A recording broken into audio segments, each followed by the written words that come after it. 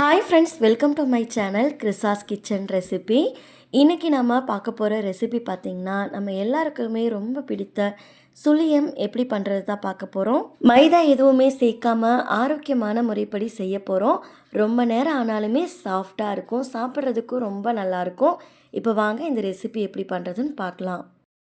First இந்த recipe பண்ணுறதுக்கு பவுலில் 1 கப் அளவு பச்சரிசி சேர்த்துக்கோங்க. கூடவே 1 கப் அளவு உளுத்தம் பருப்பு சேர்த்துக்கோங்க.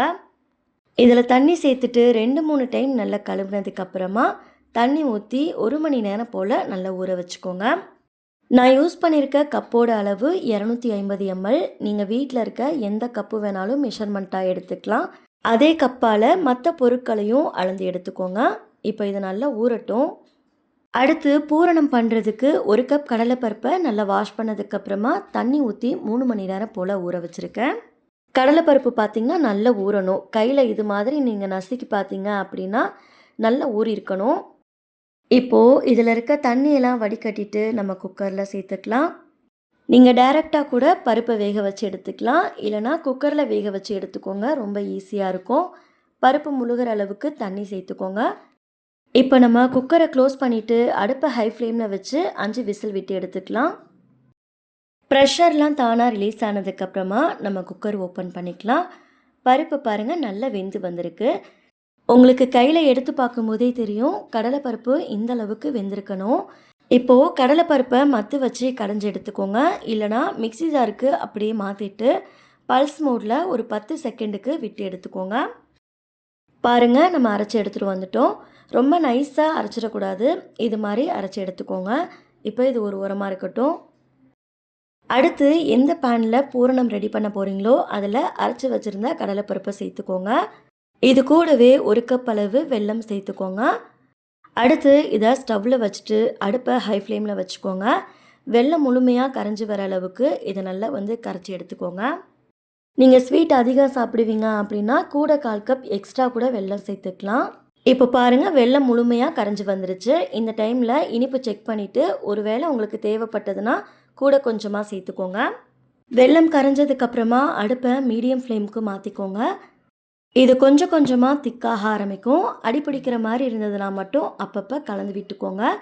லோ ஃப்ளேம்லேயும் மீடியம் ஃப்ளேம்லேயும் மாற்றி மாற்றி வச்சுட்டு கைவிடாமல் கலந்து விட்டுட்டே இருங்க. இப்போ பாருங்கள், நல்லா திக்காக ஆரம்பிச்சிருக்கு. இது ஆறுனதுக்கப்புறமா இன்னுமே நல்லா திக்காகும். இதுதான் பார்த்திங்கன்னா கரெக்டான பதம். கடைசியாக இதில் 1 டேபிள் ஸ்பூன் போல் நெய் சேர்த்துக்கோங்க. கூடவே 1/2 டீஸ்பூன் ஏலக்காய் தூள் சேர்த்துட்டு இதை நல்லா கலந்து விட்டுக்கோங்க. இதை நல்லா கலந்து விட்டுட்டு ஃபேன் காற்றுல வச்சு முழுமையாக ஆற வச்சுடுங்க.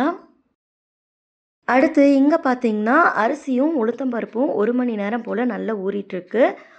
இப்போ இந்த அரிசியையும் உளுத்தம் பருப்பையும் மிக்ஸி ஜாரில் இல்லைனா கிரைண்டரில் நல்லா நைஸாக இருக்க மாதிரி அரைச்சிக்கோங்க.